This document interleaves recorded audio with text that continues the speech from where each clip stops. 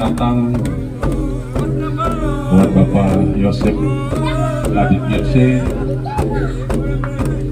di Kampung Kudangaran.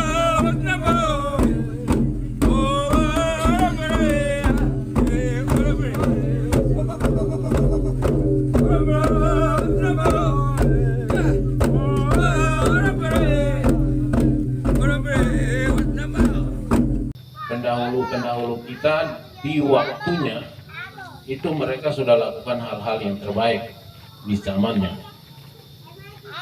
mulai dari bupati pertama Gregorius Darmowidikdo, kemudian nanti masuk ke Bapak Tipi, Pak Muhadi, Pak Soekarjo, terus masuk Pak Tobias Gepse, terus masuk Bapak John Luba Gepse lagi setelah Pak Soekarjo, Pak Romanus, Pak Freddy, terus sekarang kembali ke Pak Romanus. Ya, banyak hal yang mereka sudah lakukan. Yang positif saya pikir itu kita harus tetap melanjutkan.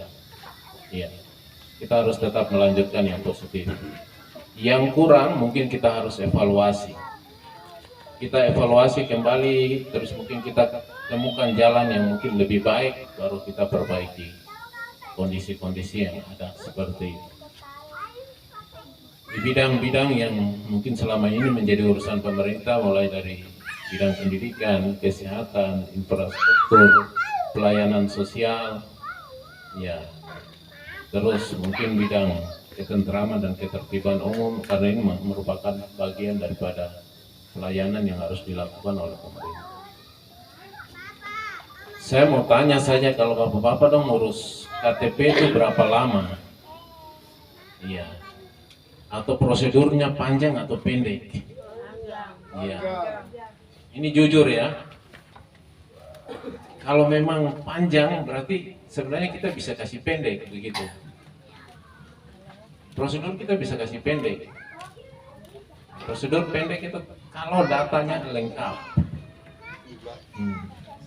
Selama ini orang urus KTP itu ya kita tunggu datang lagi. Terus masuk ke kantor, mungkin orang lihat, ini kita mau tanya siapa ini. Ya. Ini bagian dari pelayanan publik yang harus kita perbaiki. Coba Bapak Ibu, mungkin Bapak Hengki atau Bapak Malia yang pernah menginap di hotel itu, begitu kita masuk di pintu hotel itu pasti orang sudah bilang, selamat datang, selamat pagi atau selamat siang Bapak. Seperti itu.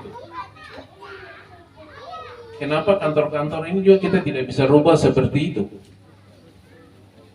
Kan yang menjadi pelayan itu orang yang di dalam kantor, yang datang itulah orang yang harus dilayani. Jadi ke depan saya punya satu hal yang perlu nanti saya kerjakan bersama. Kalau misalnya tujuan yang tadi saya sampaikan di depan itu bisa terwujud, perbaikan pelayanan publik.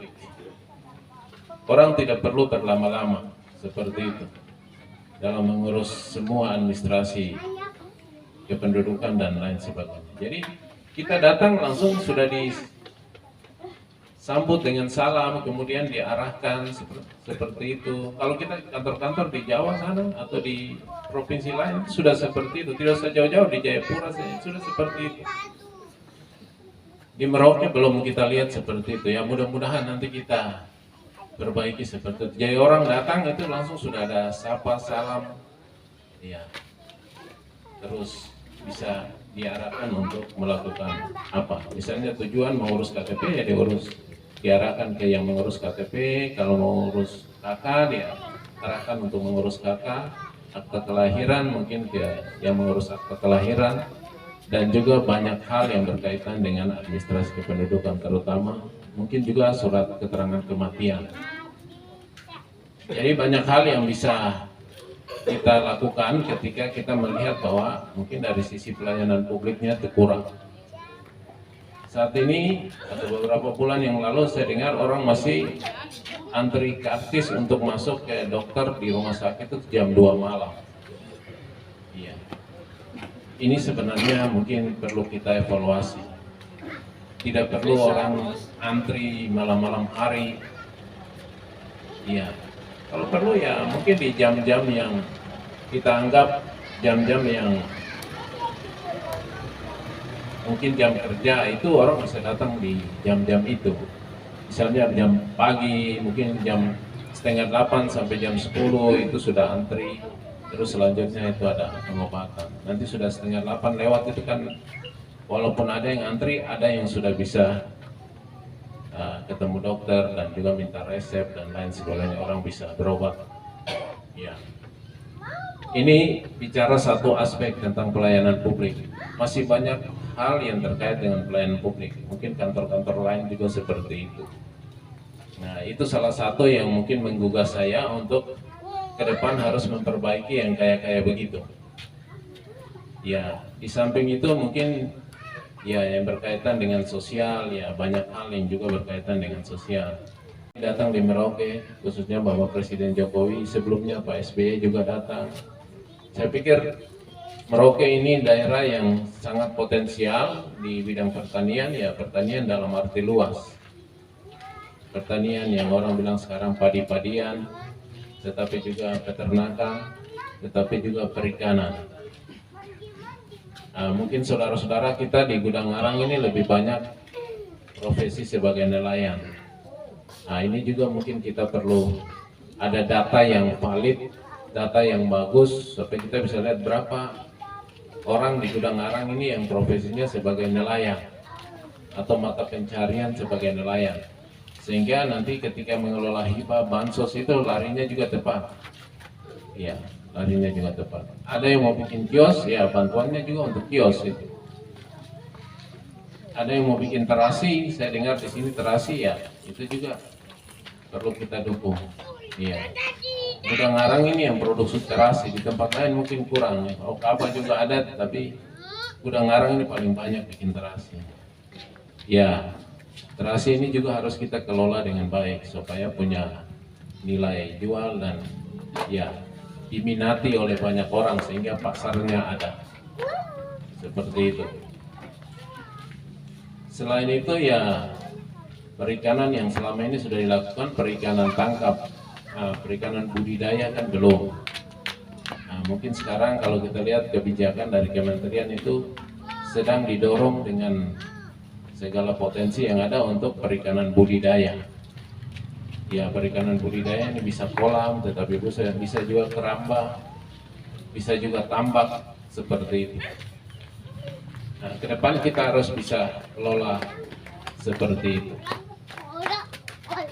Ini bagian-bagian yang mungkin bisa kita lakukan ke depan. Terus misalnya saudara-saudara kita di lokasi transmigrasi itu kalau bicara padi, bicara sawah, itu nanti kalau di sana saya pasti bicara tentang hal itu. Ya, padi, mungkin orang Gudang Ngarang juga ada yang tanam padi, mungkin di Matandi sana ada orang ada tanam kah, seperti itu. Padi itu kan paling tidak orang mau tanam harus ada air, bibit yang bagus, kemudian mau pupuk ada pupuk. Pada saat panen, kalau misalnya sawah luas, ya pasti petani juga menginginkan supaya harganya bagus, harga padi bagus. Nah, hari ini kalau kita lihat beras di Merauke juga mahal. Ya, beras di Merauke juga mahal. Ini juga karena mungkin perubahan apa orang bilang ada El Nino sehingga itu berdampak global, nah, termasuk kita di Merauke. Sehingga ini ke depan mungkin kalau orang Merauke bilang cuacanya sudah bagus, terus perhitungan waktunya sudah bagus, ya mudah-mudahan tanam juga hasil bagus. Tapi pemerintah harus hadir untuk melihat persoalan-persoalan masyarakat. Ya, mungkin saat ini beras mahal, berarti pemerintah saat ini kalau kita lihat ada bikin bantuan-bantuan. Ya, kita perlu kawal bersama sehingga bantuan itu juga jalan tepat sasaran. Banyak hal yang bisa kita lakukan ke depan. Ini sebatas pengantar dari saya.